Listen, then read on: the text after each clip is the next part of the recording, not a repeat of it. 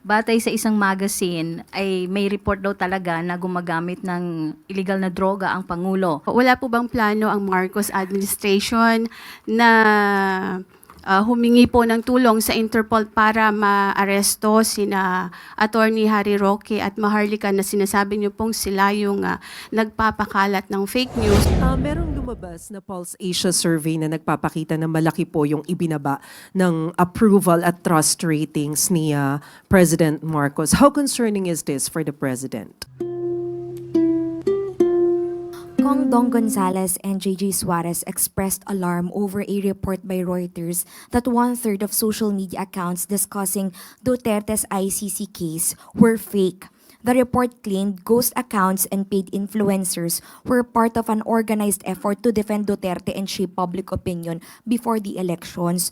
Where does the palace stand on this report, and when will users start seeing the results of government's efforts against the surge of fake accounts? Katulad ng aking nasabi, we just had a meeting, sectoral meeting a while ago, and there is still ongoing meeting with the President. So, kung ano man po yung detalye po, ang masasabi ko lamang po, madiin po ang direktiba ng ating Pangulo na sawatain, pigilan ang fake news. Hindi po ito nakakaganda sa gobyerno, hindi po ito nakakaganda sa ekonomiya, at hindi rin po ito nakakaganda sa taong bayan. Sam Medinilla, Business Mirror. Hey, good morning, ma'am. In relation, ma'am, regarding dun sa sectoral meeting with the President at saka the ICT this morning, bukod po sa fake news, may other matters pa po ba na pag-usapan? Like internet connection enhancement or cybersecurity during po dun sa sectoral meeting? Thank you po. Meron po. Ang pinag-uusapan din po natin ay magkaroon ng magandang connectivity. Isa po ito sa proyekto ng ating Pangulo. Pero kung ano man po yung ibibigay natin na magandang serbisyo para sa taong bayan, hindi ko po muna ibibigay yung pinakadetalye. Siguro by June ay mararamdaman na po ito ng taong bayan. Pero hindi ko muna po sasabihin yung mga detalye. Thank you po, ma'am. Christian Yosores, Radio 630. Hi, Yusek. President Marcos has been vocal sa kanyang position sa claims ng gobyerno at ng Pilipinas sa West Philippine Sea. Ano po yung naging reaction niya doon sa balita nga po na lumabas na sa Google Maps yung West Philippine Sea? Definitely po, masaya po ito. Nakakatuwa po ito. Parang kung di po tayo nagkakamali ay last week pa po ito na balita. Kaya po alam namin kung gaano po yung kasiyahan, hindi lamang ito para sa atin, no? Para ito sa buong bansa. Masaya na makilala ang West Philippine Sea kahit na ang iba ay sinasabing gawa-gawa lamang daw ang West Philippine Sea. Muli, dahil nagkaroon ng pagkilala sa isang platform katulad po ng Google Maps, ito po ay isang ipinagpupunyagi po natin dahil isa to ay sa pagkilala ng West Philippine Sea ay sa atin. Moving on to other news, Maricel Halili, News 5. Magandang tanghali po, Yusek. Merong lumabas na Pulse Asia survey na nagpapakita na malaki po yung ibinaba ng approval at trust ratings ni President Marcos. How concerning is this for the President? Nalaman po natin na ang respondents dito ay 2,400. So sa 2,400, hindi naman po ito nagre-reflect ng sentimiento ng kabuuang more than 100 million people or Filipinos in the country. But dahil nga nakita at nabanggit natin itong mga fake news, sumasalamin din po ito sa impluensya ng mga fake news na nagkakalat. Katulad na sinabi, meron ngang findings na nabanggit ang Reuters at ito ay galing sa isang Israel-based data intelligence firm or disinformation security firm. And I quote, "The level of coordinated disinformation seen in the Philippines was far above the typical 7% to 10% range of online conversations globally about highly sensitive or polarizing issues." End quote. So, kung ang mga tao man na ito ay nagbigay ng kanilang mga opinyon, maharahil ay bunga ito ng mga fake news. At kung ito man ay totoong nagkaroon ng pagsagot, hindi na naman po pabayaan ng gobyerno dahil dapat natin malaman ang mga respondents, saan ang mga respondents, ang mga respondents ba ito ay nakakatanggap ng totoong news o naiimpluwensyahan ng fake news. So ang mga respondents ba na ito ay hindi nakakarating ang tulong ng gobyerno? So dapat din po nating malaman ito sa parte ng administrasyon. At kung ano man po ang nagiging desisyon ng Pangulo at ng administrasyon, at ito'y magre-reflect sa isang survey na naisin pa rin po at ipapatupad pa rin po ng Pangulo kung ano ang nasa batas, kung ano ang tama, at hindi kung ano po ang sasabihin sa isang survey. Pero ma'am, considering that the survey was conducted from March 23 to 29, or just a few days after the arrest of the former president, sa tingin po ba ng Malacanang gaano kalaking factor yung politika sa naging resulta ng survey, especially yung nangyari kay former president? Okay, lumalabas nga po dito na bumaba di umano ang rating, no, approval rating ng Pangulo. Pero sabi nga po natin, ito ay titignan pa rin po ng administrasyon. Hindi naman po natin, hindi papansinin kung ano ang mga sinasabi ng survey. Pero muli, 2,400 ay hindi po ito kabuuan na sentimiento ng buong Pilipinas. Magtatrabaho pa rin po ang Pangulo, katulad ng aking sinabi, kung ano ang tama, kung ano ang sa batas. Hindi dahil ito ang idinidikta ng tao na hindi naman naaayon sa batas. Ma'am, last point. During the interview of Pulse Asia President Ronald Holmes over True FM, kanina lamang po ito, ang sabi niya, isa daw marahil sa dahilan ng pagtaas din ng disapproval rating ni PBBM ay yung pagtugon sa pangunahing problema like yung matataas na presyo ng bilihin, kakulangan sa kita o yung sahod at yung paglaban daw po sa katiwalian. Where do you think the problem lies? Una, tignan natin. Nabanggitan natin, nagpakita na po tayo dito, nakausap na rin po natin at natanong po ninyo ang mga heads po ng ibang mga departamento patungkol po dito. Halimbawa po yung walang gutom program. Kaya nga, ang tanong po natin dito, 2,400, nakakarating po kaya ang serbisyo ng gobyerno? Pangalawa po, sinasabi po natin, di ba, na walang trabaho. Yung tungkol sa sweldo. Binanggit na rin po natin ang direktiba ng Pangulo patungkol po sa pagtaas ng sweldo sa pamamagitan po ng Regional Tripartite. So, hindi po yan tinulugan ng Pangulo. Yan po ang direktiba para po tumaas ang sweldo ng ating mga kababayan. So, kung ano, saan man nanggagaling po itong opinion ni Holmes, Mr. Holmes, okay? Yan ay kanyang opinion. Siguro mas maganda rin po na malaman niya kung ano ba talaga yung katotohanan. Baka po kasi nasasapawan ng good news ng mga fake news. Salamat, ma'am. Maris Umali, GMA Integrated News. Good afternoon, ma'am. Ma'am, before I proceed to my question on kidnappings, may I just do a follow-up question on the question of Maricel? I understand that the 2,400 who were asked in the survey are not representative of the general sentiments of the millions or hundreds of millions of Filipinos. But are you alarmed or are you concerned by the fact that survey results somehow shape the decision-making of individuals, especially when it comes to elections or since we already have an upcoming election? Yeah, that's the reason why we have this directive from the President that we should curtail fake news.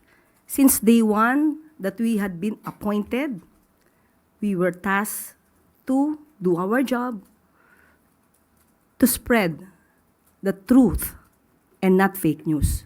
Totoo po yan. Sinabi po natin before na ang fake news makakapag-diskaril ng isipan ng tao, ng taong bayan. Kaya nga po gumagawa ngayon ng aksyon, nagkakaroon po ng pagpupulong ang Presidente, ang Pangulo, sa mga heads of the agencies, especially DICT, para po matugunan na po at mabawasan na po itong mga fake news na nagkakalat, lalong-lalo na po ngayon, campaign season. All right, ma'am, with regards to my question, in light of the recent spate of kidnappings, what is the reaction of Malacanang in terms of calls for President Marcos to tap the military intelligence to go after kidnappers? Okay. Sa ngayon po, lumalabas naman at ayon ito sa sinabi rin ni Chief Marbil. Muli, babanggitin ko ang kanyang sinabi. These are isolated, calculated acts rooted in personal and financial vendettas. The situation is firmly under control. Our law enforcement strategies are effective. Criminal networks are being taken down. So, tingnan na lang po natin kung ano po ang magiging action muli at magiging estratehiya po ng PNP kung kinakailangan pa po talaga nilang gamitin ang military intelligence. But as far as you're concerned, there is no need at this point to tap military intelligence. Opo, dahil hindi naman po, wala pong widespread na pinapakalat din ng iba na may widespread kidnapping spree in the country. Hindi po yan totoo. Malaki pong fake news siya. Thank you, ma'am. Ann Soberano, Bombo Radio. Good afternoon, Yusek. Reaction lang po from the palace. Last week kasi, matapos pong inendorso ni Vice President Sara si Senator Amy Marcos, naglabas din po ng pahayag si dating presidential spokesperson Harry Roque at sinabing batay sa isang magazine ay may report daw talaga na gumagamit ng illegal na droga ang Pangulo.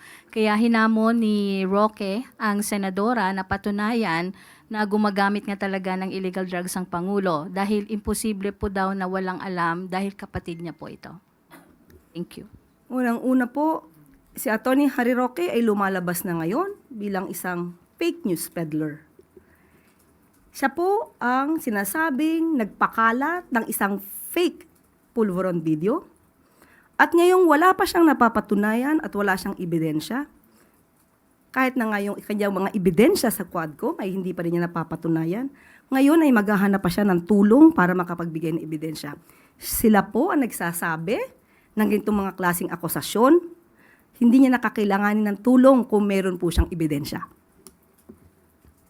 May mensahe po ba kayo sa mga ginagawa ni dating presidential spokesperson Roque? Ano po yung mensahe niyo sa kanya? Go home. Thank you po. Eden Santos, Net 25. Yusek, good morning po. Wala po bang plano ang Marcos administration na humingi po ng tulong sa Interpol para maaresto sina Attorney Harry Roque at Maharlika na sinasabi niyo pong sila yung nagpapakalat ng fake news regarding dun sa Polvoron video para po, since meron naman po tayong maigting na cooperation sa Interpol para naman po, sabi niyo nga, makabalik din sila dito para harapin yung kaso na isinampa po sa kanila inciting to sedition, if I'm not mistaken. Wala po tayong sinasabi na ang nagpakalat po ng fake pulveron video ay si Atty. Harry Roque. Siya po mismo ang nagsabi nito sa isang maisog rally sa Vancouver. At hindi rin po tayo ang nagsabi nito, kundi yung isang blogger or vlogger na si Pebbles Cunanan. Pero ito na may base sa kanyang mga sinabi, sa kanyang talumpati sa maisog rally. Sa ngayon po, nakipag-usap po tayo sa DOJ at wala pa pong nasasabing naisa pang kaso sa korte. So wala pa po itong lumalabas na warrant of arrest issued by the court. So hindi pa po natin kakailanganin kung ano man po ang hihinging tulong mula sa Interpol. At hahayaan po muna natin ang DOJ sa kanila magiging action patungkol po dito. But as of the moment po, wala pa pong anumang update patungkol dyan. Bakit po wala pang naisasampang kaso? Well, in fact, ang NBI po ay nagsabi na yung mga fake news peddlers na nasa bansa at nasa ibang bansa ay kanilang aarestuhin. Medyo nagkakaroon po ba ng delay sa pag-file ng kaso laban sa kanila or hindi pa rin po ganon ka bigat or kaano yung ebidensya para sila po ay masampa ng kaso? Ang bigat po ng ebidensya ay makikita nyo naman po sa kanilang mga sinasabi. Ito po ang kaibahan siguro ng ating administrasyon sa kasalukuyang administrasyon. Binibigyan po natin ang bawat suspect or respondents ng due process. Kailangan po nilang ma-enjoy, kailangan din po nilang ma-enjoy this right to due process. Hindi po ito basta-basta maghuhusga. Kailangan po itong dinggin, bigyan po sila ng karapatan na sumagot, mag-file ng kanilang counter affidavits. Doon na lang po sa last question po yung pagpapatawag po ng meeting ni Pangulong Marcos sa iba't ibang head of agencies na para pag-usapan yung fake news at tila ito po ba ay nagbigay ng pagkabahala sa Pangulo yung pagsadsad po ng kanyang ratings kaya po nagkaroon ng ganitong pagpupulong? Hindi po nabahala ang Pangulo sa anumang rating sa survey. Sabi natin kanina, ang Pangulo, kahit anuman ang rating, mataas, mababa, magpapatuloy siya sa kanyang trabaho. Hindi po siya mapapahinto ng anumang survey. Basta ang gagawin lamang po ng Pangulo ay gumawa ng naaayon sa batas at magtrabaho ng tama. Ang pagpapatawag po sa DICT ay para pag-usapan po ang paghinto ng fake news at yung tungkol po sa magiging good news po natin patungkol sa connectivity para sa mga kababayan po natin. Yan po yung dahilan ng meeting. Last two questions. Alvin Baltazar, Radio Pilipinas.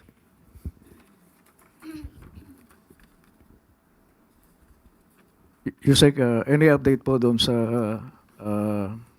dapat sana ay meeting ni Secretary Frederick Go sa US Trade Representative para ma-negotiate yung free trade agreement between the Philippines and the US. Yes. Nagkausap po kami kaninang umaga at sinabi po niya na ang kanilang plano na pagpunta po sa US ay first week of May.